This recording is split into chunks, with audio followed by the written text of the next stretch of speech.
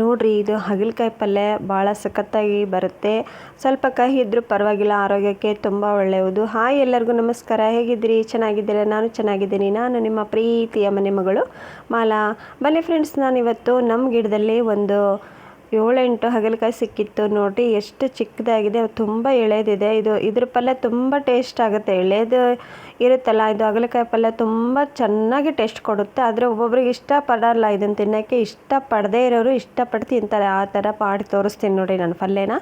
ನಾನು ಒಂದು ಗಿಡ ಏನೋ ಹಚ್ಚಿದ್ದೆ, ಆ ಗಿಡದಲ್ಲಿ ಸಿಕ್ಕಿತ್ತಿದ್ದು, ಅದಕ್ಕೆ ನಾನು ಮಾಡ್ತಾಯಿದ್ದೆ, ತೋರಿಸೋಣ ಅಂತ ತೋರಿಸ್ತಾ ಇದ್ದೀನಿ ನೋಡಿ. ಇವಾಗ ಅದನ್ನು ನೀಟಾಗಿ ನಾನು ಎಲ್ಲ ಹಾಗಲಕಾಯಿ ಹೆಚ್ಕೊಂಡು ಸಣ್ಣಗೆ ಹೆಚ್ಕೋಬೇಕು. ಇದರಲ್ಲಿ ಬೀಜ ಏನು ಅಷ್ಟು ಇರೋಂಗಿಲ್ಲ, ಯಾಕಂದರೆ ಎಳೆವು ಇರ್ತಾವಲ್ಲ, ಹಾಗಾಗಿ ಬೀಜ ಇದ್ದರೆ ತಿನ್ನೋಕ್ಕೆ ಇಷ್ಟಪಡಲ್ಲ. ಫ್ರೆಂಡ್ಸ್, ಒಂದು ಹೇಳ್ತೀನಿ, ನಾನು ಫಸ್ಟಿಗೆ ಹಾಗಲಕಾಯಿ ಅಂದರೆ ನನಗೆ ಆಗ್ತಿರ್ಲಿಲ್ಲ. ಆದರೆ ನಾನು ಈ ಥರ ಪಲ್ಯ ಮಾಡ್ಕೊಂಡು ತಿನ್ನೋಕತ್ತಿಂದ ತುಂಬ ಟೇಸ್ಟ್ ಕೊಡುತ್ತೆ. ನಾನು 2 ರೊಟ್ಟಿ ತಿನ್ನೋ ಅಂತೇಳಿ 4 ರೊಟ್ಟಿ ತಿಂತಾಯಿದ್ದೀನಿ. ಅಷ್ಟು ಸಖತ್ತಾಗಿ ಟೇಸ್ಟ್ ಕೊಡುತ್ತೆ. ನೀವು ಟ್ರೈ ಮಾಡಿರಿ ಅಂತ ತೋರಿಸ್ತಾ ಇದ್ದೀನಿ ನೋಡಿ. ಇವಾಗ ನೀಟಾಗಿ ಸಣ್ಣಗೆ ಹೆಚ್ಚಬೇಕು. ಹಾಗಲಕಾಯಿ ಮಾತ್ರ ದೊಡ್ಡದೇ ಹೆಚ್ಚಿದ್ರೆ ಅಷ್ಟೊಂದೇನು ಟೇಸ್ಟ್ ಆಗೋಲ್ಲ ಪಲ್ಯ. ಅದಕ್ಕೆ ಹೇಳ್ತಾ ಇದ್ದೀನಿ, ತೀರಾ ಅಂದರೆ ಸ್ವಲ್ಪ ಸಣ್ಣಗೆ ಹೆಚ್ಚಿದ್ರೆ ಮಸ್ತ್ ಟೇಸ್ಟ್ ಕೊಡ್ತತ್ರಿ. ಅದಕ್ಕೆ ಇವಾಗ ನೋಡಿ, ನಾನು ಇಷ್ಟನ್ನು ಎಲ್ಲ ಹೆಚ್ಚಿಬಿಟ್ಟು ನೀಟಾಗಿ ತೊಳ್ಕೊಬೇಕು ಅದನ್ನು. ಫ್ರೆಂಡ್ಸ್, ಕೆಲವೊಬ್ರು ಇಷ್ಟಪಡಲ್ಲ. ಯಾಕೆ ಇಷ್ಟಪಡಲ್ಲ ಅಂದರೆ ಹಾಗಲಕಾಯಿ ಕಹಿ ಇರುತ್ತೆ ಅಲ್ವಾ, ಹಾಗಾಗಿ ಇಷ್ಟನೇ ಪಡೋದಿಲ್ಲ. ಅಯ್ಯೋ ಹೆಂಗಪ್ಪ ತಿನ್ನೋದು ಅಂತ ಬೇಜಾರು ಮಾಡ್ಕೊತಾರೆ. ಒಬ್ಬೊಬ್ಬರು ಹಾಗಲಕಾಯಿ ಬರೀ ಬಾಯಿಂದನೇ ತಿಂತಾರೆ. ಫ್ರೆಂಡ್ಸ್, ಇದು ಶುಗರ್ ಇರೋರಿಗೆ ಅಂತೂ ತುಂಬ ಒಳ್ಳೆಯದು. ತುಂಬ ಅಂದರೆ ತುಂಬ ಆರೋಗ್ಯಕ್ಕೆ ಇದು ತುಂಬಾ ಒಳ್ಳೆಯದು, ಕಣ್ಣಿಗೆ ಒಳ್ಳೆಯದು. ಆದರೆ ನಾವು ತಿನ್ನಬೇಕಷ್ಟೇ. ನಮಗೇನು ಅನಿಸುತ್ತೆ, ಇದು ಕಹಿ ಇರೋದು ನೋಡಿ, ನಾವು ಏನೇ ಇದ್ದರೂ ಸಿಹಿ ಇಷ್ಟಪಡ್ತೇವಲ್ವ, ಖಾರ ಸಿಹಿ ಇಷ್ಟಪಡ್ತೇವೆ, ಕಹಿ ಇರೋದು ಯಾವುದೂ ಇಷ್ಟಪಡಲ್ಲ. ನಮ್ಮ ಜೀವನದಲ್ಲಿ ಯಾವಾಗಲೂ ಸುಖನೇ ಮತ್ತು ನೆಮ್ಮದಿನೇ ಇರಲ್ಲ ಫ್ರೆಂಡ್ಸ್. ಸುಖನೂ ಬರುತ್ತೆ, ದುಃಖನೂ ಬರುತ್ತೆ. ಹಾಗೆ ಇದರಲ್ಲೂ ಕಹಿನೂ ನಾವು ತಿನ್ನಬೇಕು, ಸಿಹಿನೂ ತಿನ್ನಬೇಕು ಅಂತ ಹೇಳ್ತೀನಿ. ಕಹಿ ಇದ್ರೇನು ಖುಷಿ ಪಡಬೇಕು, ಸಿಹಿ ಇದ್ರೇನು ನಾವು ಖುಷಿ ಪಡಬೇಕು ಅಂತ ಹೇಳ್ತಾ, ಇವಾಗ ಹಾಗಲಕಾಯಿ ಪಲ್ಯ ಯಾವ ಥರ ಮಾಡೋದು ಅಂತ ತೋರಿಸ್ತಾ ಇದ್ದೀನಿ. ಬನ್ನಿ ನೋಡ್ಕೊಂಬಂದುಬಿಡೋಣ. ನೋಡಿ, ನಾನು ನೀಟಾಗಿ ಹೆಚ್ಚಿದನ್ನು ಇನ್ನೊಂದು ಪಾತ್ರೆಗೆ ಹಾಕಿಬಿಟ್ಟು ತೊಳೆದು ಬಿಡ್ತೀನಿ ಫ್ರೆಂಡ್ಸ್. ನೀಟಾಗಿ ತೊಳ್ಕೊಬೇಕು. ಇದನ್ನು ತೊಳೆದಾದ್ಮೇಲೆ ನಾವು ಇದನ್ನು ಎಣ್ಣೆಲಿ ಹುರ್ಕೋಬೇಕು. ಯಾಕಂದರೆ ಎಣ್ಣೆಲಿ ಹುರ್ಕೊಂಡ್ರಿ ಅಂದರೆ ತುಂಬಾ ಸಖತ್ತಾಗಿ ಟೇಸ್ಟ್ ಕೊಡುತ್ತೆ ಇದು ಹಾಗಲಕಾಯಿ ಪಲ್ಯ ಮಾತ್ರ. ಯಾಕಂದರೆ ಸ್ವಲ್ಪ ಕಹಿ ಇರುತ್ತಲ್ಲ, ನಾವು ಹಾಗಲಕಾಯಿ ಫ್ರೈ ಮಾಡ್ಕೊಂಡ್ವಿ ಅಂದರೆ ಸ್ವಲ್ಪ ನಿಮಗೆ ತಿನ್ನೋಕ್ಕೂ ಚೆನ್ನಾಗಿ ಬರುತ್ತೆ ಅಂತ ಅಷ್ಟೇ. ನೋಡಿ, ಇದು ಎಷ್ಟು ಕಹಿ ಇರುತ್ತಲ್ಲ ಅಷ್ಟೇ ನಮ್ಮದು ಹೆಲ್ತಿಗೆ ಒಳ್ಳೆಯದು ಅಂತ ಹೇಳ್ತಾರೆ. ಹಳೆ ಕಾಲದವ್ರು ಮಾತ್ರ ಇದನ್ನು ತುಂಬ ತಿಂತಾರೆ ಫ್ರೆಂಡ್ಸ್.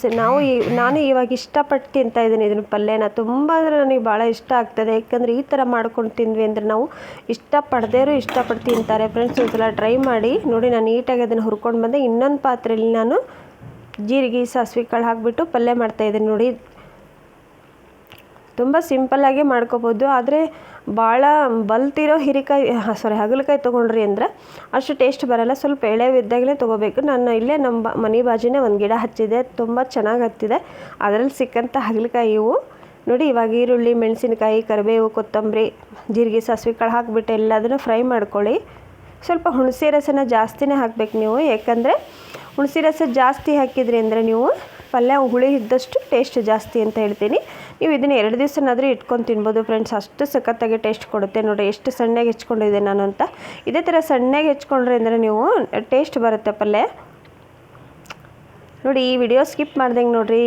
ನನಗೆ ತುಂಬ ಜನ ಸಪೋರ್ಟ್ ಮಾಡ್ತಾಯಿದ್ದೀರಾ. ಇದೇ ಥರ ಸಪೋರ್ಟ್ ಮಾಡ್ತಾಯಿರಿ ಅಂತ ಕೇಳ್ಕೊತೀನಿ ರೀ.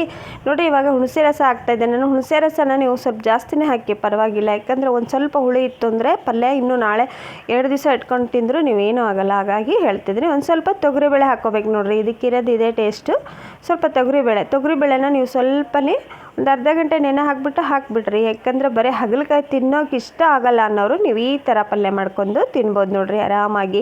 ನೀವು ಬೇಕಾದರೆ ಖಾರ ಪುಡಿನಾದರೂ ಹಾಕ್ಕೊಳ್ಳಿ. ನಾನಿಲ್ಲಿ ಮೆಣಸಿನ್ಕಾಯಿ ಹಾಕಿಬಿಟ್ಟು ತೋರಿಸ್ತಾ ಇದ್ದೀನಿ. ತುಂಬ ಟೇಸ್ಟ್ ಕೊಡುವಂಥ ಪಲ್ಯ ಇದು ನೋಡಿ. ಇದಕ್ಕೆ ನೀವು ಖಾರ ಪುಡಿನಾದರೂ ಹಾಕ್ಕೊಳ್ಳಿ, ಇಲ್ಲಾಂದರೆ ಹಸೆಕಾಯಿ ಆದರೂ ಹಾಕ್ಕೊಳ್ಳಿ. ಹಸೆ ಮೆಣಸಿನ್ಕಾಯಿ ನಾನು ಹಾಕಿರೋದು. ಮತ್ತು ನೋಡಿ, ಉಪ್ಪು, ಬೆಲ್ಲ, ಸಾಂಬಾರು ಪುಡಿ ಹಾಕಿಬಿಟ್ಟು ನೀಟಾಗಿ ಎಲ್ಲ ಕಲಸಿಬಿಡಿ. ಹುಣಸೆಹಣ್ಣು, ಉಪ್ಪು, ಬೆಲ್ಲ, ಹುಣಸೆಹಣ್ಣು ಸ್ವಲ್ಪ ಜಾಸ್ತಿ ಇದ್ರೂ ಪರವಾಗಿಲ್ಲ. ಉಪ್ಪು ಮತ್ತು ನಿಮಗೆ ಎಷ್ಟು ಬೇಕಷ್ಟು ರುಚಿಗೆ ತಕ್ಕಷ್ಟು ಹಾಕ್ಕೊಂಡ್ರೆ, ಮತ್ತು ಸ್ವಲ್ಪ ಗುರಾಳ್ ಪುಡಿ ಹಾಕಿಬಿಟ್ರೆ ಹಾಗಲಕಾಯಿ ಪಲ್ಯ ರೆಡಿ ಆಯ್ತು ನೋಡಿರಿ. ಏನು ಟೇಸ್ಟ್ ಅಂತ ಹೇಳ್ತೀರಿ ನೀವೇ ನಂಗೆ ಒಂದ್ಸಲ ಕಮೆಂಟ್ ಮಾಡಿ ಹೇಳ್ರಿ ಹೆಂಗಿತ್ತು ಪಲ್ಯ ಅಂತ. ಮತ್ತು ನನ್ನ ವಿಡಿಯೋ ಇಷ್ಟ ಆದರೆ ಲೈಕ್ ಮಾಡೋದನ್ನು ಮರಿಬೇಡ್ರಿ. ವಿಡಿಯೋದಾಗ ಏನಾದರೂ ತಪ್ಪಿದ್ರೆ ಕ್ಷಮಿಸ್ರಿ. ನೋಡಿರಿ, ಹಾಗಲಕಾಯಿ ಪಲ್ಯ ನನಗಂತೂ ತುಂಬ ಇಷ್ಟ ಫ್ರೆಂಡ್ಸ್. ನೀವು ಇಷ್ಟಪಡ್ತೀರಿ ಅಂತ ತಿಳ್ಕೊಂಡಿದ್ದೀನಿ. ಎಲ್ಲರಿಗೂ ಧನ್ಯವಾದಗಳು. ಮತ್ತೆ ಸಿಗ್ತೀನಿ.